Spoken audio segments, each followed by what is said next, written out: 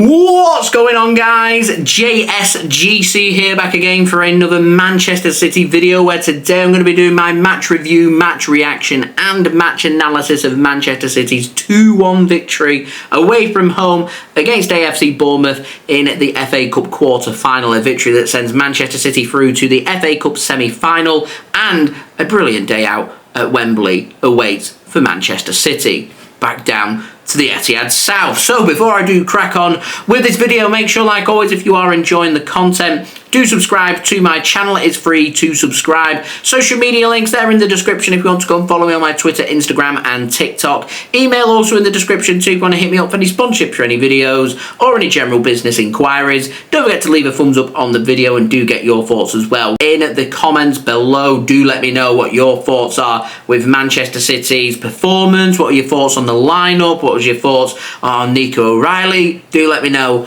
in the comments below. So let's then speak first about Manchester City's lineup. I had a lot of concerns, in particular about Man City's midfield, a midfield made up of Kevin De Bruyne, Mateo Kovacic, Ilkay Gundogan, all three of them players over the age of 30, Bernardo Silva over the age of 30 as well. I was very fearful of another game with Man City being overrun, and considering you've got a lot of high energy younger players on the bench, I was a bit frustrated. I think a lot of people was looking at the lineup. You're wondering why Nico Gonzalez isn't starting this game, why Omar Marmoush wasn't starting this game. Yeah, ultimately the player that's made the biggest difference for Manchester City was one of the academy young lads, and it's brilliant to see, Nico O'Reilly. I spoke about in my preview about it being Nico O'Reilly o'clock. I wanted to see Nico O'Reilly start this game. I remember saying that Josko Gvardiol, if he's not fit, I start Nico O'Reilly on the left-hand side because he's looked really comfortable and confident on that left-hand side. Looked good against Salford City,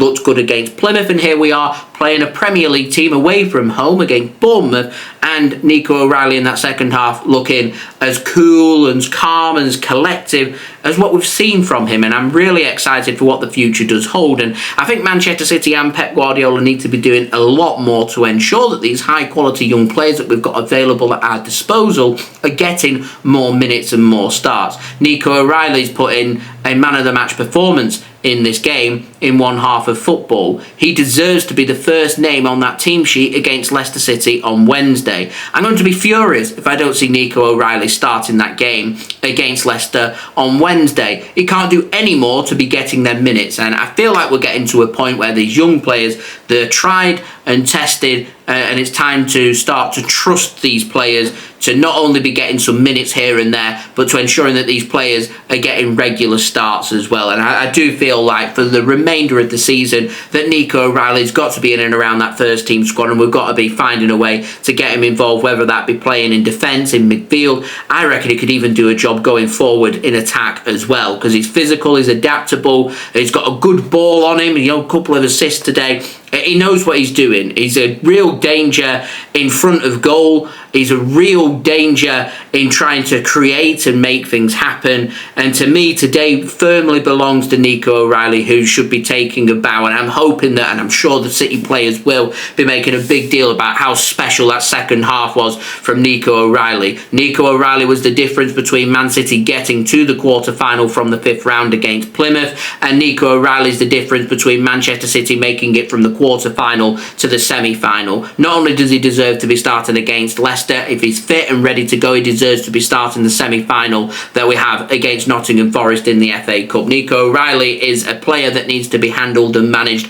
very carefully but very well by Manchester City, and I think the same can be said for James McAtee, and I think we can all sit here and agree that City can be doing so much more when it comes to the young academy players and really giving them their opportunities to showcase what they can do. And that second half performance from Nico O'Reilly is absolutely phenomenal, and it really helped Manchester City not to be overrun. And it wasn't just about Man City turning up and creating some opportunities and being clinical. It's what we saw in the first half, first 15 minutes, 3 big opportunities, all for Erling Haaland, none of them put away, and it can all be a bit frustrating. It got to the last 30 minutes of that first half, there wasn't too much creativity, it was all blowing a bit hot and cold from City, Bournemouth were waiting for their mistakes. They punished that mistake when it came from Manchester City from that poor giveaway from Matheus Nunes, and dealt with really well by Evanilson to find the back of the net with a combination of him and Justin Kluivert, two very good attacking players, the dangers that Bournemouth have got, and that's something City need to be really wary of. But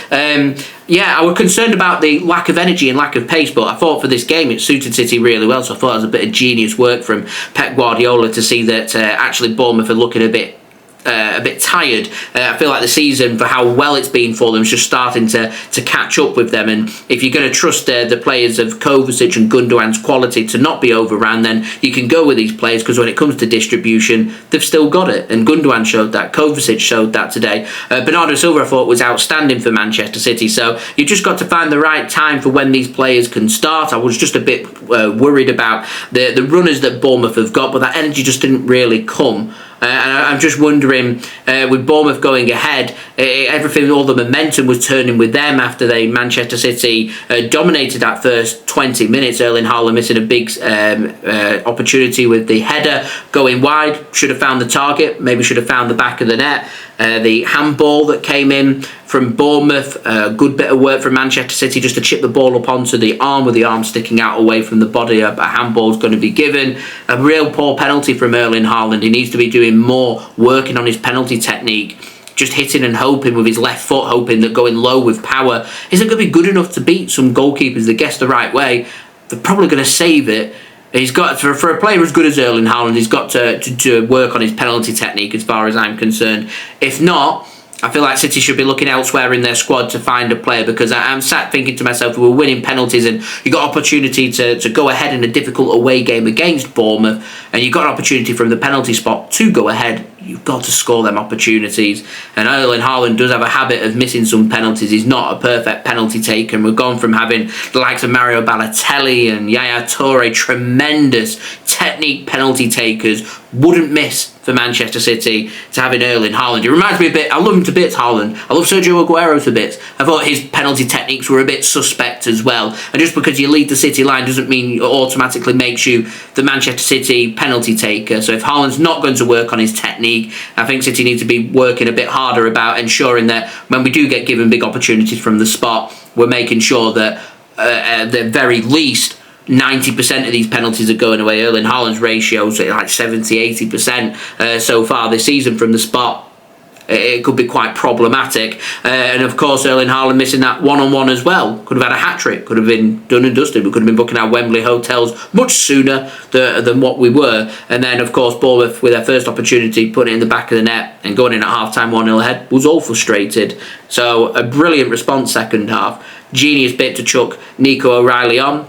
Should have been starting for me, and I want to see him start in more games. I want to see him start on Wednesday in our game against Leicester City. I think he deserves to start that game. A wonderful assist for Erling Haaland's tap-in, fourth opportunity it was for him to score, and managed to grab that goal. Hoping his knock that he picked up isn't too serious and he'll be good to go for the remainder of the season. But we did see Omar Marmoush come on, and there was Nico O'Reilly grabbing another assist, and a well-taken goal from Omar Marmoush, which I think Kepa will be a bit disappointed with, because it kind of just goes underneath his arm. He's done all the hard work to get into the position, but just couldn't manage to make the save. And ultimately, finest of margins, wasn't going City's way in the first half. It has gone our way in the second half, and we've managed to pick up a narrow victory, but a really good victory on the road. I think this is one of Man City's best wins that we've picked up this season, certainly on the road, and it takes us to Wembley. And now we're thinking to ourselves, Final Four, can we get the job done against Nottingham Forest? If we can, we're into the FA Cup final. Can we try and scramble some success come the end of the season? Remember, success is what is lifting trophies, winning things. That is what makes teams successful. We're still going for a trophy. We can still win the FA Cup. We need to be taking it very seriously, both for the Forest game in the semi-final and the final, if we do end up getting there. But for now, our attention and the celebrations can continue for today, and focus then turns to the Premier League, because we've still got a job to do in that, to try and see if we can shore up Champions League football going into next season, which won't be easy. Lots of quality teams around us. Got a big game against Leicester on Wednesday, and attention from tomorrow needs to turn towards that, with plenty of rest and reflection ahead of a busy week coming up for Manchester City. Gone from playing once a week to not playing any games for 2 weeks, and players being dotted all around the globe to all of a sudden you're playing every 3 to 4 days again, and then you go back to playing every week again. It becomes different. You've got to try and adapt yourselves. And we've also got a huge game next weekend in the Manchester derby, so games coming thick and fast, and we need energy, we need motivation, we need confidence, and I'm taking a lot of that away from this game, and I'm delighted with this victory. Use that now and see if we can pick up back-to-back wins and go and beat Leicester. If we can put in a good performance and get a really good result and pick up a win,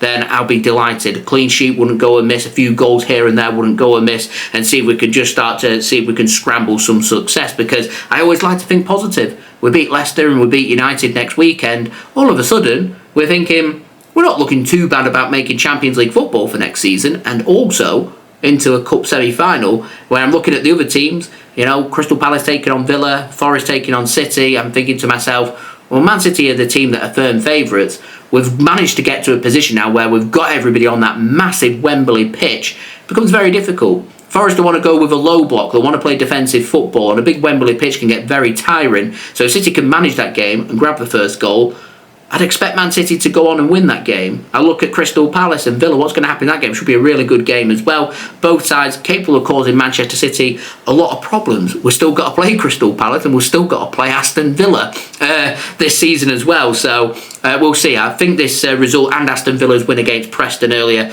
does mean that the game against Villa that we have at home at the end of April is going to be moved. Not too sure when that will be, whether that will come before or after the FA Cup semi-final. I imagine City and Villa will be keen to get that game done, more than likely towards the latter parts of the season, to see if there's any importance, because Villa obviously turning all their focus towards Champions League and competing in the Premier League and trying to get the FA Cup. They've got a lot still to try and salvage away from the season, whereas City's focus is very much just top 4, win an FA Cup and go from there. So still on track-ish, not great, but great in some aspects, and then not so great in other aspects.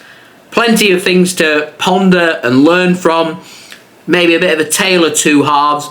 Not really that clinical in the first half, yet created more opportunities in the first half than we did in the second half, but was clinical in the second half.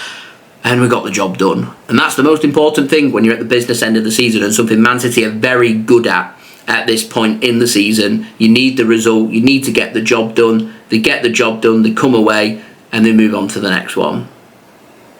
Very satisfied with that. So there we go. That has been today's video. If you did enjoy this video, please do leave a thumbs up. That would be much appreciated. Get your thoughts as well in the comments below. Don't forget to subscribe if you're new around here. Press that red button, press the bell, and put your push notifications on. Social media links, they're in the description if you want to go and follow me on my Twitter, Instagram, and TikTok. Email also in the description too if you want to hit me up for any sponsorships for any videos or any general business inquiries. And I'll see you all again real soon for the next Manchester City video as we continue with the season and the build-up, of course, to the game against Leicester City on Wednesday night. So I'll see you all for that. So I've been JSGC. Thank you everyone for watching. Hope everyone is safe and well. Have a fantastic rest of your weekend. Peace. Ciao for now.